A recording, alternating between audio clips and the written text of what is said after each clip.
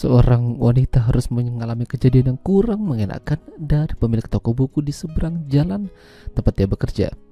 Awalnya mereka senang-senang dan begituan, tapi ternyata diam-diam wanita itu direkam lalu diperas sampai kehidupannya hancur. Film dengan judul Mise An Nu yang dirilis pada tahun 2021 yang lalu akan menceritakan kisahnya. Di awal film ada seorang wanita datang ke toko buku lalu menembak pemiliknya dengan tatapan yang penuh dengan amarah. Namun tidak sampai meninggoy. Tapi kenapa itu terjadi? Namanya adalah Sophie. Dia bekerja di sebuah kafe, melayani para pelanggan yang datang untuk bersantai menikmati hidangan yang tersedia. Salah satunya adalah Vincent. Itu pertama kalinya mereka bertemu. Vincent meninggalkan sebuah foto saat dia selesai membayar. Dari foto itu ternyata Vincent adalah pemilik toko buku yang ada di seberang jalan kafenya. Keesokan harinya, Sophie mengembalikan foto tersebut pada Vincent yang kebetulan mampir lagi ke kafenya. Disitulah hubungan mereka berubah dari orang tak dikenal menjadi teman. Sophie mulai sering main ke toko bukunya Vincent. Bahkan dia mengajak anak laki-lakinya yang bernama Benji untuk melihat-lihat komik manga di sana. Hubungan mereka berkembang seiring waktu. Apalagi kini kalau malam mereka masih ngobrol di kafe sampai akhirnya berujung di meja pertempuran. Hubungan mereka makin jauh sejak kejadian itu. Namun disinilah muncul masalah yang cukup mengganggu Sophie. Vincent ingin Sophie lebih dari sekedar teman. Dia ingin Sophie menjadi kekasih sungguhannya. Masalahnya itu tidak mungkin karena Sophie sudah berkeluarga. Meski dia sudah bercerai sama suaminya, namun tetap saja Sophie tidak ingin ada hubungan yang lebih jauh dengan Vincent. Keadaan mulai panas. Hari-hari Sophie kini mulai tidak tenang. Apalagi ternyata Vincent merekam saat mereka lagi begituan dan menyebarkan video tersebut ke Sophie dan teman-temannya serta keluarga.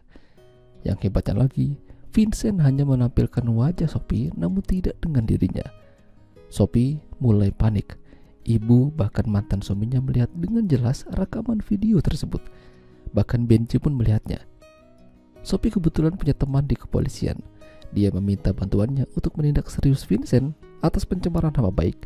Tapi masalahnya, rekaman video itu hanya menampilkan wajah Sophie saja, dan rekaman itu bukan dari alamat IP milik Vincent. Dengan kata lain, Vincent paham apa yang dia lakukan. Ini pekerjaan yang tidak mudah. Bahkan polisi menganggap kalau Sophie sendirilah yang mengupload rekaman tersebut. Sophie tidak bisa berbuat banyak. Bahkan saat dia ketemu sama Vincent, dia masih saja ingin Sophie menjadi kekasihnya. Sophie udah terlanjur jijik padanya. Penembakan yang dilakukan Sophie membuat dirinya harus menjalani serangkaian sidang untuk memutuskan siapa yang bersalah. Sayangnya, Sophie benar-benar keteteran. Vincent ternyata tidak mudah untuk dikalahkan. Semua pembelaan Sophie di depan hakim tidak berguna. Apalagi Vincent menyebut kalau Sophie ini adalah seorang pemain. Buktinya, banyak rekaman Sophie begituan sama orang lain dan tersedia di situs WikiWiki. Tentu saja, Sophie tahu kalau itu perbuatan Vincent. Ternyata di balik senyum polosnya ada binatang buas di dalamnya. Vincent berhasil mengupload dan memakai wajah Sophie supaya terlihat seolah-olah itu adalah dia.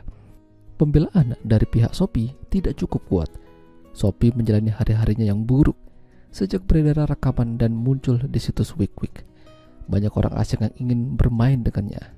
Pernah suatu malam dia hampir digituin sama orang asing. Beruntungnya dia masih bisa lolos. Banyak orang merendahkan dirinya. Hari-hari berlalu.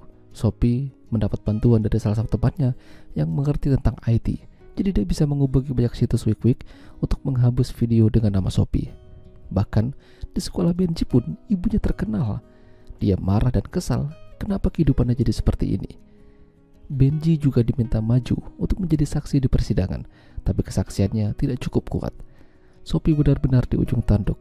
Hakim sudah mendengar banyak dari para terdakwa dan saksi. Hingga ketika selesai break, ada sebuah panggilan video dari seorang wanita yang mengaku pernah menjadi korban Vincent. Sama seperti apa yang dilakukannya pada Sophie.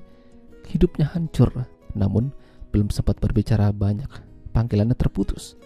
Setelah itu kekasih Vincent yang baru-baru ini bernama Sandy membeberkan apa yang dilakukan Vincent. Ternyata memang benar Vincent adalah orang jahat. Sophie tidak bersalah.